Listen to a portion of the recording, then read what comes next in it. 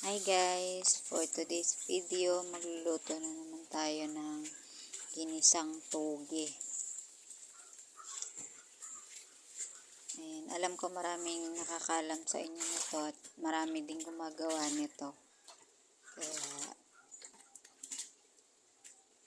sa mga hindi pa nakakaalam kung paano magluto ng toge, para sa inyo to guys.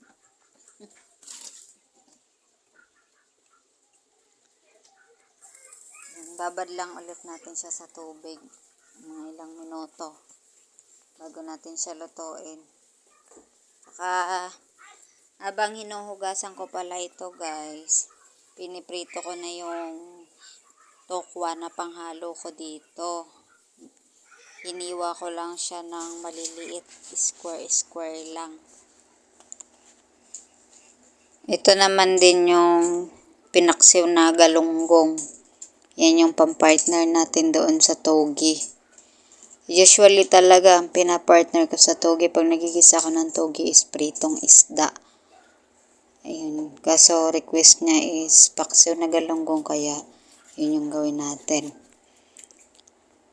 At ito na nga, nakababad na siya ng ilang minuto, kaya alisin ko na siya sa tubig bago natin siya iluluto. Dito guys, papainit na tayo ng mantika.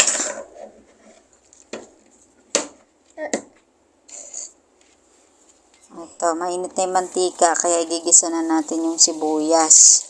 Inuuna ko talaga yung sibuyas guys, para hindi masipsip yung mantika.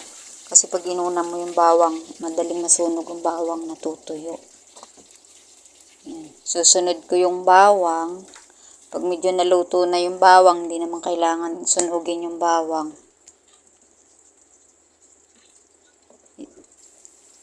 Isusunod na natin dyan yung tokwa kanina na pinirito ko. Yan yung magiging sahog ng ating ginisang toge.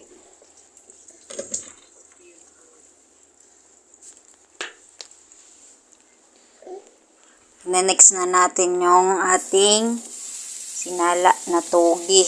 Ayan, malinis na siya. Ano naman siya ng tubig, kaya hindi na kailangan lagyan ng sabaw. Pag naluto na kasi siya, nagkakaroon na siya ng sabaw.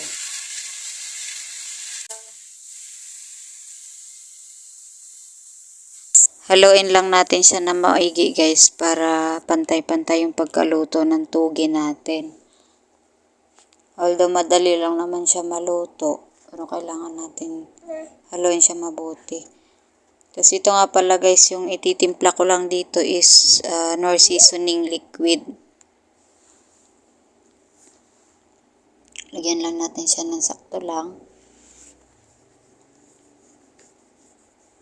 Tsaka oyster sauce. Yan, lagyan din natin siya ng ganyan.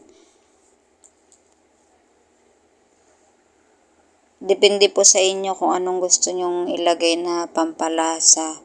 Pero ako ito lang ang nilagay ko, tsaka konting asin. Tansya lang yung asin kasi gulay naman to, madaling umalat ang gulay, diba? Kaya tansya lang yung asin. Yan, haluin na lang natin siya mabuti para kumalat yung lasa, malagyan lahat. Kalasa lahat.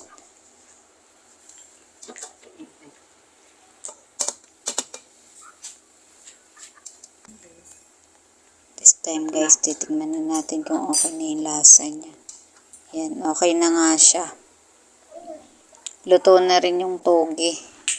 Malasa na rin. Masarap siya kasi dahil dun sa sa oyster sauce. Kahit sobrang konti lang ilalagay mo dun, malasa talaga yan. Yan lang guys. Thank you for watching.